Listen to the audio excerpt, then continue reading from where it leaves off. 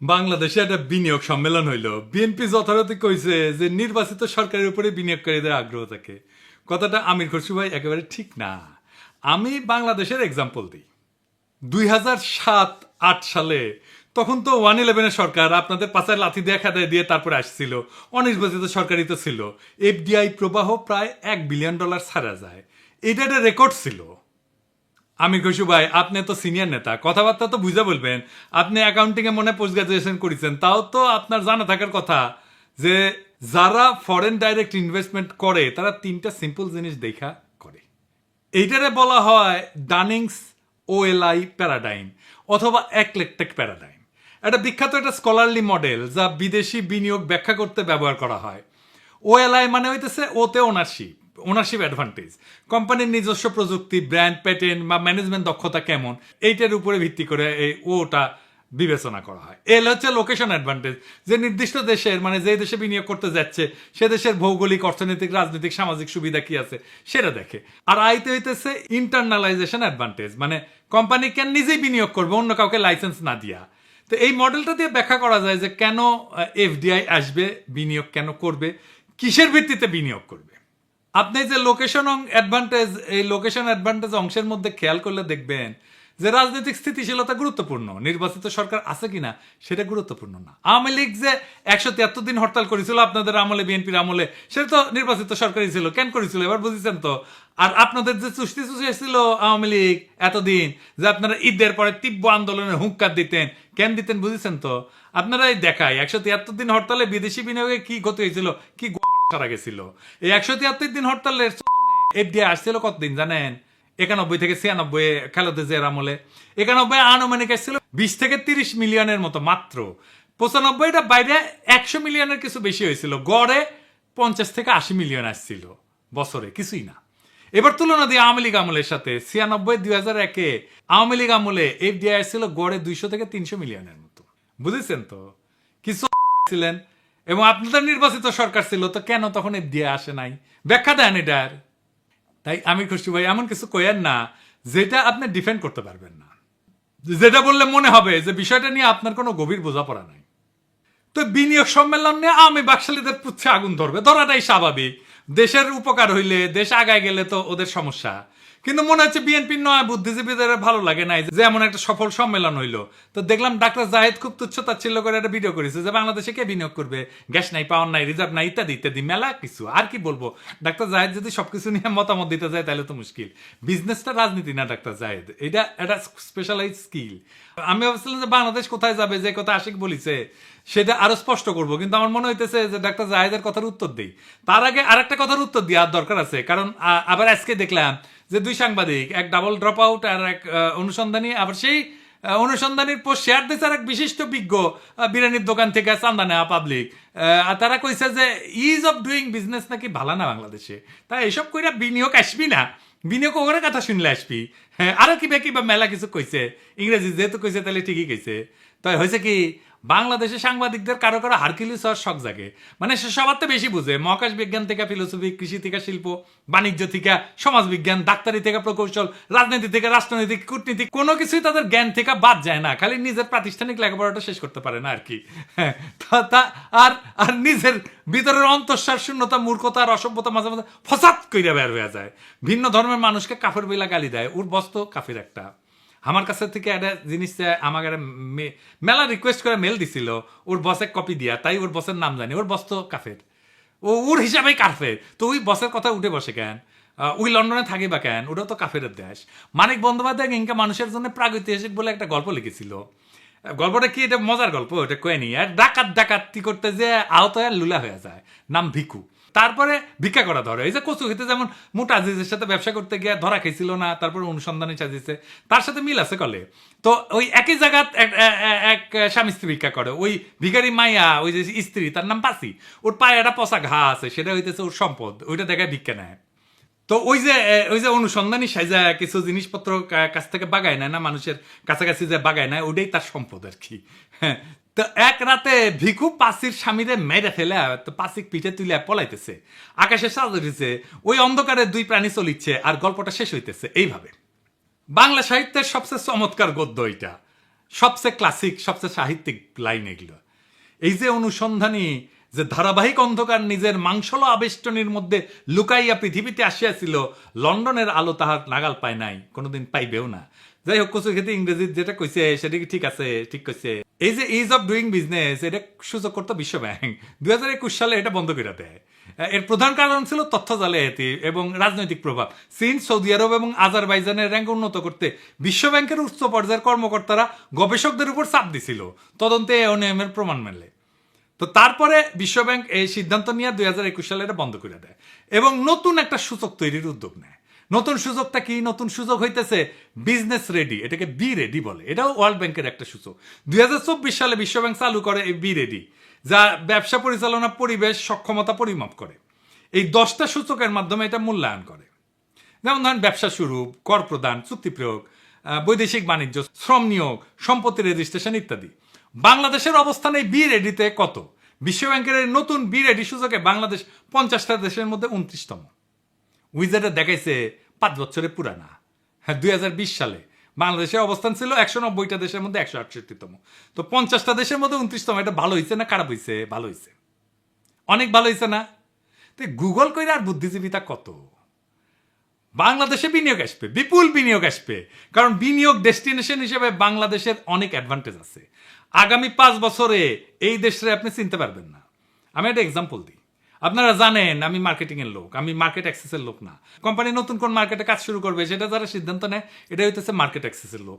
আমার কোম্পানিগুলো বাংলাদেশে আসছে, মানে আমি যার জন্য কাজ করি, আমি যেটি চাকরি করি, আমার কোম্পানিগুলো কি কি জানেন তো? আমি যেটা গ্লোবাল মেডিকেল রিলেশনসে কাজ করি, অনেকে ভাবে আমি কসমেটিক্স নিয়ে কাজ করি। আমি কাজ করি ভিসি ল্যাবরেটরিজ, সেরাবে, স্কিনসিউটিক্যালস, লারোস-পোজে আর স্কিন বেটার সায়েন্স নিয়ে। এই 5টা কোম্পানি আসছে, 5টা বাংলাদেশে। কত চাকরি হবে চিন্তা করেন। আমার এই টিমে রাখিছে যারা কাজ করিচ্ছে এটা নিয়ে। তো এই মার্কেট অ্যাক্সেস নিয়ে পড়াশোনা করার লাগিচ্ছে, পুরে পুরে বোঝা লাগিচ্ছে এই জিনিসটা কি। তো আর বাংলাদেশ কেন একটা অ্যাট্রাক্টিভ ডেস্টিনেশন তা বুঝতে পারছি। প্রথমে বলে নি, সব শিল্পে, সব বিনিয়োগে কি এনার্জি বা বিদ্যুতের প্রয়োজন হয় ডাক্তার জাহেদ? ইনফ্যাক্ট আগামী সম্পদ সৃষ্টি হবে এমন খাত থেকে যেখানে বিদ্যুতের প্রয়োজন বেশি নাই। এটা নিয়ে একটু পরে বিস্তারিত আলাপ করব। আলাপটা খুব ইন্টারেস্টিং হবে। আগে অন্য একটা জিনিস দেখে নিই। বাংলাদেশে কেন বিনিয়োগ করবে প্রতিবেশী দেশের তুলনায় একজন বিনিয়োগকারী? আপনি যদি বিনিয়োগকারী হইতেন তাইলে আপনি কি করতেন? আসেন এটা একটু বুঝে দেখি। বাংলাদেশে কর ছাড়ের দীর্ঘমেয়াদ আছে। বাংলাদেশে প্রায়োরিটি সেক্টর যেটা নবায়নযোগ্য শক্তি, আইসিটি, ফার্মাসিউটিক্যাল 10 বছর করমুক্ত সুবিধা পায়। ভারত পাকিস্তানে সর্বোচ্চ 3 থেকে 10 বছর সেক্টর ভেদে। 2 নম্বর, রপ্তানিতে উচ্চ নগদ প্রণোদনা আছে। সফটওয়্যার রপ্তানিতে 20% নগদ প্রণোদনা, ভারতে 0.5 থেকে 4.3%, পাকিস্তানের 1 থেকে 5%। এসিজেড যেটা, সেখানে 100% বিদেশি মালিকানা সম্ভব বাংলাদেশে। কোনো স্থানীয় পার্টনারের প্রয়োজন নাই। ভারতের নির্দিষ্ট সেক্টরে নিষেধাজ্ঞা আছে। নারী কেন্দ্রিক প্রণোদনা, 10% নারী কর্মী নিয়োগে 20% কর রেয়াত পাওয়া যায়। প্রতিবেশী দেশগুলোর মধ্যে বাংলাদেশে কেবল এই সুবিধা দেয়। গ্রিন এনার্জিতে বিশেষ সুবিধা, সোলার প্যানেল আমদানিতে 50% ভ্যাট ছাড়, নবায়নযোগ্য প্রকল্পে 10 বছর করমুক্ত। ভারত পাকিস্তানের ট্যাক্স হলিডে কম। আমরা তো জানি বন্ডেড ওয়্যার হাউসের সুবিধা আছে, রপ্তানিমুখী শিল্পের জন্য কাঁচামাল আমদানি শুল্কমুক্ত। ভারতে এটা আছে কিন্তু খুবই জটিল প্রক্রিয়া। শ্রম খরচ সাশ্রয়ী, ন্যূনতম মজুরি বাংলাদেশে $120 মাসে, ভারতে $220 মাসে, পাকিস্তানে $150। এসিজেড করের হার, এসিজেড ভিত্তিক শিল্পে কর 10 থেকে 12%, ভারত এটা 15 থেকে 18%, পাকিস্তান এটা 20 থেকে 30%। ফার্মাসিউটিক্যালসে যে এপিআই উৎপাদনের প্রণোদনা 10 বছর করমুক্ত, ভারতে এটা সীমিত সুবিধা। আপনি বিনিয়োগকারী হলে কই বিনিয়োগ করতেন? ইন্ডিয়ায়, পাকিস্তানে না বাংলাদেশে? বাংলাদেশের তরুণদের আমি তাই তৈরি হইতে বলি, বাংলাদেশে কাজ খুঁজতে আসবে ইউরোপ থেকে। বাংলাদেশে এই জন্যই থামাইতে চায় ইন্ডিয়া, এই জন্যই প্রফেসর ইউনূসের সরাইতে চায় তাড়াতাড়ি আমাদের বিজ্ঞজনেরা, আমাদের পলিটিশিয়ানরা। বুঝছাও, 2025 থেকে 2041 পুরা বদলে যাবে বাংলাদেশ। কেমনে বদলাবে সেটা বলতেছি। এটা শুরুটা করে দিয়ে যাইতে হবে প্রফেসর ইউনূসকে, এটা ফাউন্ডেশন করে দিয়ে যেতে হবে। জিয়ার আমলে বাংলাদেশ কেন সমৃদ্ধি অর্জন করেছিল জানেন? জিয়া নিজে সৎ ছিলেন। প্রধান নেতা সৎ থাকলেই বাংলাদেশের জন্য একটা বড় নিয়ামত। বাংলাদেশের এলিটদের লুটপাট যদি বন্ধ হয় তাহলে দেশ আগায় যাবে। প্রধান নেতা সৎ হইলে লুটপাট বন্ধ হয়। দুনিয়াতে বাণিজ্য হয় সম্পদ সৃষ্টির জন্য। যে দেশের সম্পদ যত বেশি, সে দেশ তত বেশি অর্থনৈতিকভাবে মজবুত। এই পৃথিবীর সম্পদ তৈরি এখন স্টিল বা সিমেন্টের উপর দাঁড়ায় তৈরি হয় না, ডেটা বা আইডিয়ার উপর দাঁড়ায় তৈরি হয়। 2025 থেকে 2041 এই সময়টা বাংলাদেশের জন্য ট্রানজিশনের যুগ। আমাদের এই সময় বাংলাদেশকে পুরা বদলাই দিতে হবে। কিভাবে বদলাবো? আমরা ব্যবসা বাণিজ্যের গ্লোবাল ট্রেন্ডকে বুঝা সেই ঢেউয়ের উপরে উঠে বসবো। শুধু অনুসরণ করলে হবে না, ট্রেন্ড সেটার হইতে হবে। চলেন এক আলাদা লেন্সে দেখি কেমনে আমরা বাংলাদেশের ইকোনমিক চেহারা বদলাই দেব। ডাক্তার জাহেদের প্রশ্নের উত্তর এখানে পাবো। আলোচনাটা জটিল মনে হইতে পারে, অসুবিধা নেই, সেলসালায়া বুঝে যাবেন। গ্লোবাল ইকোনমির 67% এখন সেবা, কিন্তু সেবা শব্দটা একটু বোঝা মুশকিল বাংলাদেশে। আমি এটা বলি যে এক্সপিরিয়েন্স ইকোনমি। এক্সপিরিয়েন্স ইকোনমিতে আমরা খুব সহজে ঢুকে পড়তে পারবো। কিভাবে? প্রথমে ধরেন আমরা ডিজিটাল নমাড হাব করব। নামটা অদ্ভুত লাগতেছে, হ্যাঁ আসেন এটা বুঝে দেখি ডিজিটাল নমাড হাব কি।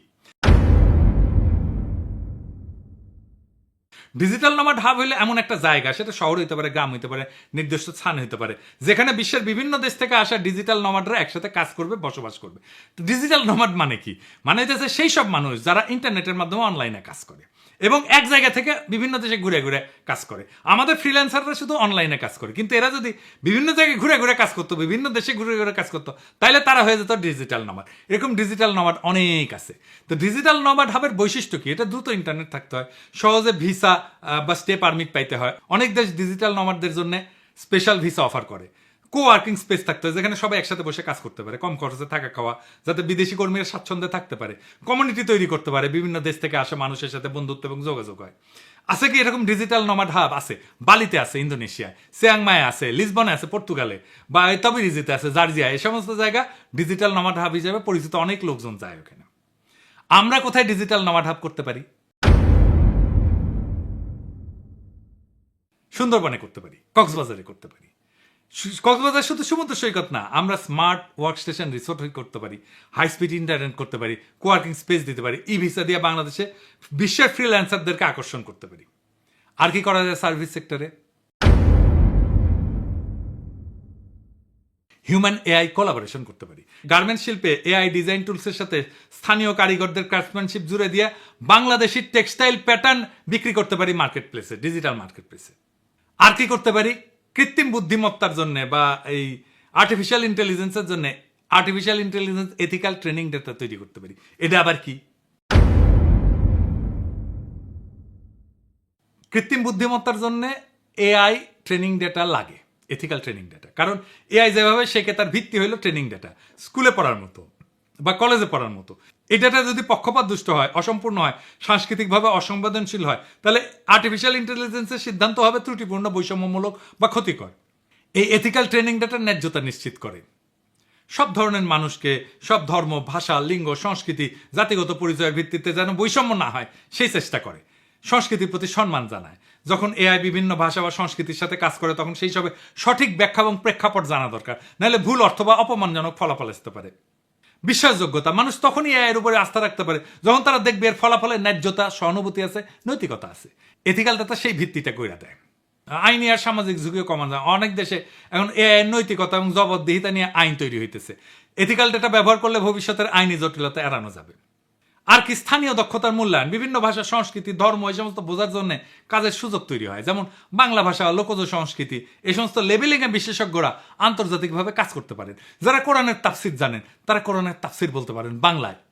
এটা এথিক্যাল ট্রেনিং ডাটা হিসেবে যুক্ত হতে পারে। বাংলাদেশের সংস্কৃতি, বাংলাদেশের নৈতিকতা, বাংলাদেশের মূল্যবোধ, এইসব নিয়ে কোডিং, ট্যাগিং করে আমরা ট্রেনিং ডাটা তৈরি করতে পারি। আমরা যদি আমাদের কালচারকে প্রমিনেন্ট করতে চাই, বাঙালি মুসলমানের সংস্কৃতি, এমনকি ইসলাম ধর্ম, এমনকি বাংলাদেশের মূল্যবোধ, তাইলে আমরা এথিক্যাল ট্রেনিং ডেটা বানাইতে পারি। বিশাল বাজার এটার মার্কেট ইন্ডিয়া নেবে না, অন্য কেউ নেবে না, কারণ এটা তো আমাদের কাজ, এটা আমার জায়গা, আমিই মাস্টার এইখানে, বুঝছাও? এই এথিক্যাল এআই ট্রেনিং ডেটা এক্সপোর্টের সুযোগ আছে বিশ্বের বিভিন্ন দেশে। আপনি যদি বাংলা ভাষা, ইসলাম ধর্ম, লোকসঙ্গীত, ঐতিহ্য, সামাজিক প্রেক্ষাপট ভালো বোঝেন, তাহলে এই সাংস্কৃতিক উপাদানগুলো লেবেলিং, ট্যাগিং এবং শ্রেণীবিন্যাস কইরা আন্তর্জাতিক প্রযুক্তি সংস্থার কাছে এথিক্যাল ট্রেনিং ডেটা হিসেবে বিক্রি করতে পারবেন। এই কাজের মাধ্যমে একদিকে যেমন এআইকে সাংস্কৃতিক দৃষ্টিকোণ থেকে ন্যায্য, নৈতিক, এথিক্যাল, মানবিকভাবে গড়ে তুলতে সাহায্য করবেন, তেমনি এটা হইতে পারবে বাংলাদেশের জন্য একটা নতুন রপ্তানি খাত, সাংস্কৃতিক জ্ঞান ভিত্তিক ডেটা এক্সপোর্ট। 2 নম্বর তথ্য যা মনে রাখতে হবে তা হইতেছে ইনট্যাঞ্জিবল অ্যাসেট বা অদৃশ্য সম্পদ। S&P 500 এর 90% মূল্য হতেছে অদৃশ্য। তাহলে বুঝে নেই এই S&P 500টা কি, এটার গুরুত্ব কি। S&P 500 হইতেছে স্ট্যান্ডার্ড অ্যান্ড পোর্স 500 ইন্ডেক্স। পোর মানে গরিব না আর কি, সহজভাবে বললে হইলে এটা একটা স্টক মার্কেটের সূচক, যা যুক্তরাষ্ট্রের সবচেয়ে বড় 500টা পাবলিক কোম্পানির শেয়ারের পারফরমেন্সকে একত্রে তুলে ধরে। সহজ ভাষায় যদি ব্যাখ্যা করে বলি, তাহলে ধরেন আপনি মার্কেটের সামগ্রিক অবস্থা জানতে চান, তখন আপনি প্রত্যেকটা কোম্পানি খবর না দেখে শুধু শীর্ষ 500টা বড় কোম্পানির অবস্থা দেখেন। যেমন ধরেন অ্যাপল, মাইক্রোসফট, গুগল, অ্যামাজন ইত্যাদি। এই 500টা কোম্পানির গড় ওঠানামা, মূল্যবৃদ্ধি বা হ্রাস একত্র করে S&P 500 সূচক তৈরি করা হয়। যখন এই সূচক বাড়ে তখন বোঝা যায় মার্কেট ভালো, কমলে বোঝা যায় বাজারে মন্দাভাব আছে। S&P 500 এর লিস্টেড থাকা মানে হইতেছে সেই কোম্পানি মার্কেট ভ্যালুতে বড়, লাভজনক এবং সাধারণ বিনিয়োগকারীর কাছে এর স্টক খোলা আছে। এই তালিকায় থাকা মানে কোম্পানিটা খুবই গুরুত্বপূর্ণ এবং স্থিতিশীল বলে বিবেচিত। অনেক ফান্ড, যেমন পেনশন ফান্ড বা মিউচুয়াল ফান্ড, এই সূচকের কোম্পানিগুলোতে বিনিয়োগ করে, যেগুলো এই যে S&P 500 আছে। এই S&P 500 বলতেছে যে পৃথিবীর 90% সম্পদ ইনট্যাঞ্জিবল বা অদৃশ্য সম্পদ। মানে এটা বাড়ি, কারখানা, ছাপানো টাকা, এমনকি সোনা, ডায়মন্ড, রূপা, এই সমস্ত মতো না, দোকান, জায়গা জমির মতো না। এগুলো ধরা যায় না, ছোঁয়া যায় না। তাহলে বাংলাদেশের অদৃশ্য সম্পদ কি? বাংলাদেশের ইনট্যাঞ্জিবল অ্যাসেট হইতেছে এমন সম্পদ যেগুলো দেখা যাবে না, ছোঁয়া যাবে না, কিন্তু অর্থনৈতিক মূল্য আছে এবং দেশের প্রবৃদ্ধি এবং পরিস্থিতিতে ভূমিকা রাখে। এগুলো ব্যক্তি, প্রতিষ্ঠান বা পুরো দেশের ক্ষেত্রে প্রযোজ্য হইতে পারে। আমাদের ভাষা, ধর্ম, নকশিকাথা, আমাদের ঐতিহ্য, আমাদের মূল্যবোধ, মুসলিমের স্মৃতি, জামদানি, খ্রিস্টাপাদ, open source coding community, Bangla content, professor Yunus, online activist, প্রবাসী ডায়াসপোরা, আমরা সবাই ইনটেনজিবল অ্যাসেট। আমরা ডিজিটাল হেরিটেজ লাইব্রেরি করতে পারি, 3D স্ক্যানিং করে প্রত্নতত্ত্ব, ঐতিহ্যবাহী পোশাক ডিজিটালাইজেশন করতে পারি, NFT আর্ট মার্কেট করতে পারি। এই NFTটা চাইলে কি এটা কিভাবে কাজ করবে? NFT মানে হইতেছে নন ফাঞ্জিবল টোকেন। এইটার আর্ট তৈরি করার একটা দুর্দান্ত উপায় দেশের সংস্কৃতি, ঐতিহ্য, ব্র্যান্ড ভ্যালু বিশ্ববাজারে তুলে ধরা। এটা শুধু অর্থ উপার্জনের জন্য না, বরং জাতীয় পরিচয়কে গ্লোবাল করার একটা স্মার্ট মাধ্যম। আর একটু বিস্তারিত বুঝে দেখি। প্রথমে NFT আর্ট মানে কি? NFT আর্ট হলো ডিজিটাল আর্টের একটা ইউনিক কপি, যা ব্লকচেনে নিবন্ধিত থাকে, যেমন digital painting, video clip, music, কবিতা, এমনকি GIF, যেটা। বাংলাদেশের ইনটেনজিবল অ্যাসেট দিয়ে NFT বানান কি কি বানাইতে পারি? সংস্কৃতি, লোক কাহিনী থেকে অনুপ্রাণিত ডিজিটাল আর্ট বানাইতে পারি। জামদানি বা নকশিকাতা ডিজাইন আধুনিক রঙে রিইমাজিন করে আমরা বানাইতে পারি। পয়লা বৈশাখের শোভাযাত্রা, 21শে ফেব্রুয়ারি, 24-এর বর্ষা বিপ্লব, এই বিপ্লবের গ্রাফিতি, ভিডিও ক্লিপ, বৈশাখী মেলা, এসব থিমে NFT প্রিন্টিং করতে পারি, অ্যানিমেশন করতে পারি। লোক কাহিনী, পুরাণ, নকশিকাতার মাত, বেহুলা লক্ষিন্দর নিয়ে ডিজিটাল ইলাস্ট্রেশন করতে পারি। ঐতিহাসিক মুহূর্ত বা ব্যক্তি, বর্ষা বিপ্লবের অ্যানিমেটেড ক্লিপ, অডিও আর্ট, বর্ষা বিপ্লবের পোস্টার ডিজাইন NFT করতে পারি। খিরসাপাতাম, জামদানি, শীতলপাটি, এসব নিয়ে NFT অ্যানিমেশন করতে পারি। মেড ইন বাংলাদেশ ট্যাগ নিয়ে গার্মেন্ট শ্রমিকের গল্প বলতে পারি, সেটাকে NFT করতে পারি। সাউন্ড এবং মিউজিক NFT করতে পারি, যেমন ধরেন পল্লী গীতি, ভাওয়া, নজরুল গীতি, বর্ষা বিপ্লবের র্যাপ, এগুলো রিমিক্স বা ফিউশন ভার্সন NFT হিসেবে প্রকাশ করতে পারি। দোতারা বা একতারা, যেগুলো আমাদের নিজেদের যন্ত্র, সেই বাদ্যযন্ত্রদের পরিবেশনা করতে পারি, NFT আর্ট তৈরি করতে পারি। এটা কেমনে বিক্রি করতে হয়, এটা তৈরি করতে হয় কেমনে, এটা একটু বুঝাই কই। মির্জা আব্বাসকে একটু কইয়া দিয়েন, চান্দা তোলা ছাড়াও আগামীর দুনিয়ায় উপার্জনের অনেক উপায় আছে। উনি তো চান্দা তোলা ছাড়ার কিছু জানেন না, শিখা রাখুক।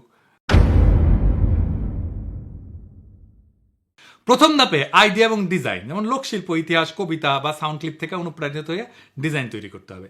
এখানে ডিজিটাল আর্টিস্ট বা AI ইমেজ জেনারেটর ব্যবহার করতে পারেন। 2 নাম্বার, ব্লকচেনে এটা মিন্ট করতে হয়, মিন্টিং বলে। মানে একটা NFT মার্কেট প্লেস, যেমন ধরেন ওপেনসি, এখানে একটা অ্যাকাউন্ট খুলতে হবে, তারপর আপনার ডিজিটাল ফাইল আপলোড করতে হবে, কইরা ব্লকচেনে রেজিস্টার করতে হবে, এটাই বলে মিন্টিং। 3 নাম্বার ধাপ হচ্ছে বিক্রির জন্য তালিকাভুক্ত করতে হবে, মূল্য ঠিক করতে হবে। আপনি এটা রয়্যালটি সহকারে বিক্রি করলে কত নেবেন, বিডিং করলে কত, এগুলো ঠিক করলেন। আপনার NFT কে কিভাবে বাংলাদেশকে রিপ্রেজেন্ট করে তা গল্পের মাধ্যমে বলেন। 4 নাম্বার হচ্ছে প্রমোশন, সোশ্যাল মিডিয়াতে তুলে ধরেন। প্রবাসী বাংলাদেশিদের কাছে এবং NFT কালেক্টর আছে, তাদেরকে টার্গেট করে আপনি মার্কেটিং করেন। আমরা মুসলিম নিয়ে দারুণ কাজ করতে পারি। কিভাবে আসেন একটু বুঝে দেখি। প্রাচীন ঢাকায় মুসলিমের হারানো কৌশল ন্যানো টেকনোলজি দিয়ে পুনরুদ্ধার করে একে বিশ্বের লাক্সারি ফ্যাশন মার্কেটে ফিরে আনার প্রকল্প নিতে পারি। ন্যানো মাইক্রোস্কোপি এবং জেনেটিক ইঞ্জিনিয়ারিং দিয়া প্রাচীন সুতা এবং কটন প্রজাতি ফিরে আনতে পারি। ন্যানো স্পিনিং এবং AI ডিজাইন দিয়ে আধুনিক পোশাকে রূপ দিতে পারি।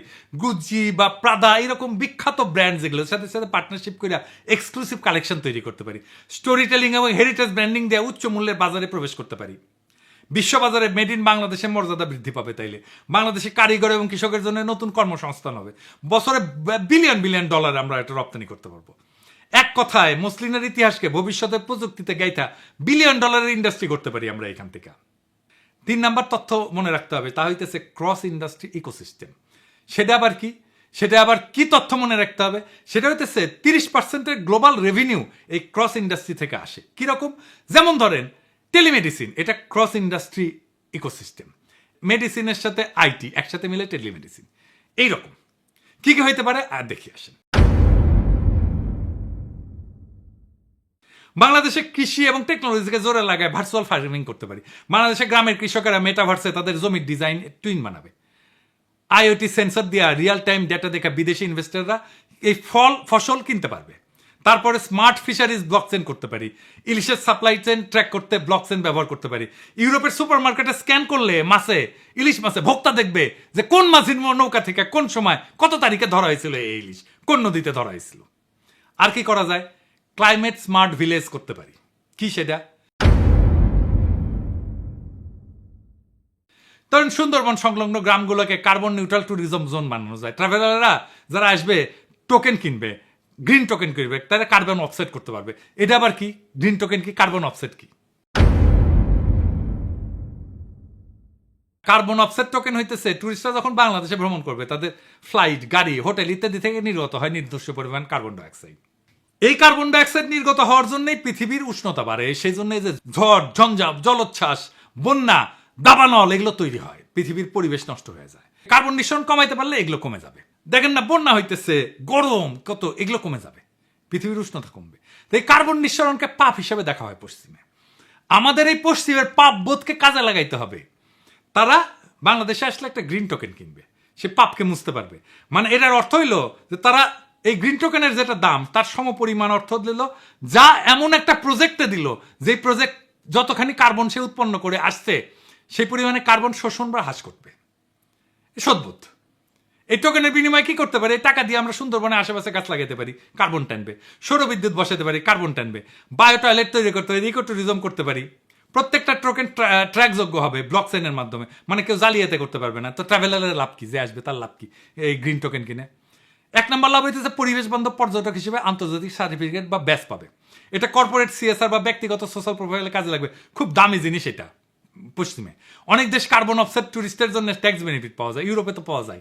ইকো ফ্রেন্ডলি ট্রাভেলার লেভেল দিয়ে তারা অন্যদের তুলনায় বেশি সম্মান সুযোগ পাবে, ডিসকাউন্ট পাবে, এক্সক্লুসিভ ট্যুর পাবে। বাংলাদেশের লাভ কি? বিদেশি টাকা ঢুকবে গ্রামীণ পরিবেশ প্রকল্পে, সরকারের কোনো খরচা ছাড়াই। স্থানীয় মানুষ গাছ লাগাবে, ইকো ট্যুর গাইডিং করবে, গ্রিন হোটেল ম্যানেজমেন্ট করবে, কাজ পাবে। সুন্দরবনে উপকূলে এলাকা জলবায়ু সহনশীল হবে, ক্লাইমেট রেজিলিয়েন্ট বলি আমরা, সেটা হয়ে উঠবে। আন্তর্জাতিক পর্যায়ে বাংলাদেশ গ্রিন ট্যুরিজম ব্র্যান্ডিং তৈরি হবে, যা আরও ট্যুরিস্ট এবং ইনভেস্টর টানবে। আর কি করা যায়? এডুকেশনের রেভলিউশন করা যায়, স্কিল স্টক এক্সচেঞ্জ করতে পারি। সেটা কি? শিক্ষাকে এখন আর শুধু সার্টিফিকেটের জন্য না, ভবিষ্যতের ইনভেস্টমেন্ট হিসেবে ভাবা দরকার। কেউ যদি নতুন স্কিল শিখে, যেমন ধরেন কোডিং শিখলো, ইংরেজি শিখলো, সেই স্কিলের ভিত্তিতে সে অর্থনৈতিক সুবিধা পাইতে পারে। যেমন ক্ষুদ্র ঋণ বা চাকরির সুযোগ। মাইক্রো লার্নিং অ্যাপ থাকবে, এখানে রিক্সা চালক, গৃহিণী, কৃষক সবার জন্য সহজ ভাষায় 5 মিনিটের ভিডিও লেসন থাকবে। বাস্তব ভিত্তিক স্কিল যেমন বেসিক কোডিং, দৈনন্দিন ইংরেজি, ডিজিটাল লেনদেন এসব শিখবে। প্রত্যেকটা কোর্স শেষে পাওয়া যাবে ডিজিটাল ব্যাচ, যা হবে স্কিলের প্রমাণ। এই ডিজিটাল ব্যাচ জমা দিয়া লোকজন ক্ষুদ্র ঋণ নিতে পারবে বা স্বল্প মেয়াদে কাজ নিতে পারবে। এটা স্কিল প্রোফাইল তৈরি হবে তার, যা ব্যাংক, এনজিওর কাছে একজন ব্যক্তির স্কিল ক্রেডিট হিস্ট্রি হিসেবে কাজ করবে। এইভাবে শিক্ষাকে আমরা ইনভেস্টমেন্ট হিসেবে ব্যবহার করতে পারি, যেখানে শেখা মানে শুধু জ্ঞান না, আয়ের পথ খুলে যাবে। আর কি করা যায়? গেমিফাইড ভোকেশনাল ট্রেনিং করা যায়। সেটা আবার কি? গার্মেন্টস কর্মীদের জন্য আধুনিক প্রশিক্ষণ পদ্ধতি। প্রথাগত ট্রেনিং তো একঘেয়ে, সময় সাপেক্ষ।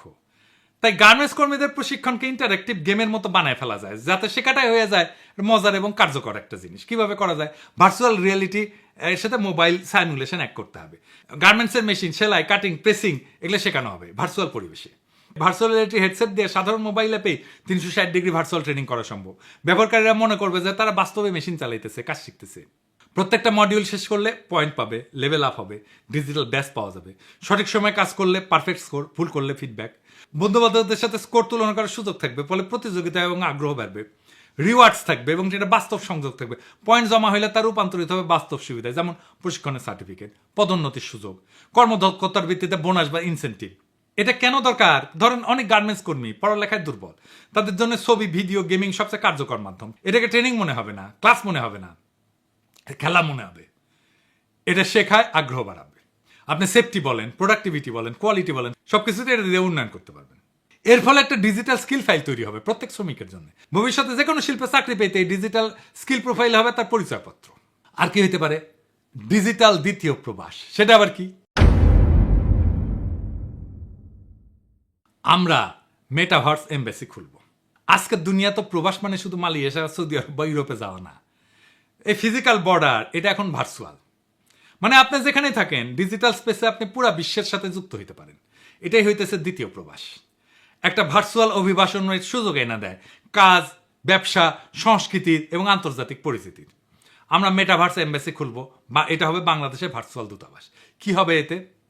বাংলাদেশের ওই মেটাভার্স এমবেসিতে ডিজিটাল প্যাভিলিয়ন থাকবে। সেখানে থাকবে আমাদের ব্যবসা, সংস্কৃতি, স্টার্ট আপ এবং উৎসবের ভার্চুয়াল ঠিকানা। এখানে কালচারাল ইভেন্টস থাকবে লাইভ এবং ভার্চুয়াল।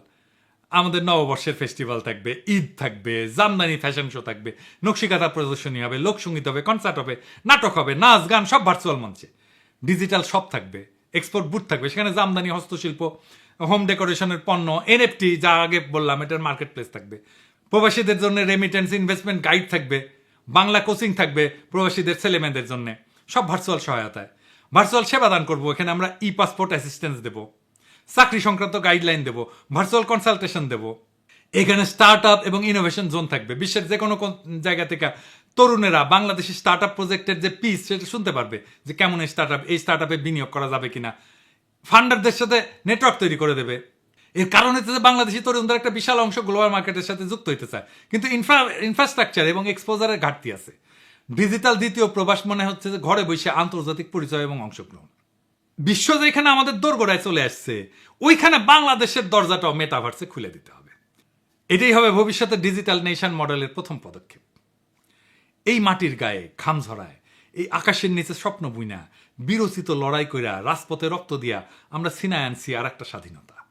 আজ সময় আসছে শুধু বিপ্লবকে টিকায় রাখা না, বরং বিপ্লবের ঝলকে বিশ্বকে কাঁপায় তোলার। যারা বলে বাংলাদেশে কিছু হবে না, তাদের কান ঝালাপালা কইরা দিতে হবে আমাদের কাজ দিয়া, সাহস দিয়া, সাফল্য দিয়া। যারা বলে গ্যাস নাই, বিদ্যুৎ নাই, রাজনীতি অস্থির, তাদের বলতে হবে আমাদের বুদ্ধি আছে, সৃজনশীলতা আছে, আছে বুকের মধ্যে আগুন, অবিনাশী আগুন। আজ যদি সাহস করে আমরা ঝাঁপায় না পড়ি, কাল কেউ এসে আমাদের ভবিষ্যৎ গড়ে দেবে না। আজকেই সময় নিজেদের ভাগ্য নিজের লেখার। আজকেই সময় বাংলাদেশকে পাল্টায় দেওয়ার। আমরা সস্তা শ্রমিকের জাতি হিসাবে পরিচিত হব না, আমরা হব সৃজনশীলতার সৈনিক, প্রযুক্তির যোদ্ধা, অর্থনীতির স্থপতি। আমরা সেই জাতি যারা একদিন বলবে এই ডিজিটাল সিল্ক রোডের নতুন কাফেলা শুরু হয়েছিল কক্সবাজারের বালুতে পা রাইখা। আমরা এনএফটি বানাবো, মুসলিম ফেরত আনবো, এথিক্যাল এআই ডাটা এক্সপোর্ট করব, ভার্চুয়াল দূতাবাস বানাবো, আর পুরা দুনিয়াকে দেখাবো বিপ্লবোত্তর বাংলাদেশ কাকে বলে। 2041 আসবে, আমরা চাই বা না চাই, সবার জন্য আসবে, পৃথিবীর সবার জন্য আসবে। কিন্তু ইতিহাস লিখবে কেবল তারাই যারা এখন থেকে লড়াই শুরু করবে, প্রস্তুতি নেবে। আপনার হাতে, আমার হাতে, আমাদের সন্তানদের হাতে এই জাতির নিয়তি লেখা আছে। চিৎকার করে বলেন বাংলাদেশ জিতবে, আমরাই জেতাবো। এটাই বিপ্লব, এটাই আমাদের সেই অধরা স্বপ্ন যার জন্য আমাদের সন্তানেরা বর্ষা বিপ্লবের রুহানি প্লাবনে সাঁতার কাটছে। সেই বিপ্লবকে আমাদের বিজয় করতেই হবে একসাথে। ইনকিলাব জিন্দাবাদ।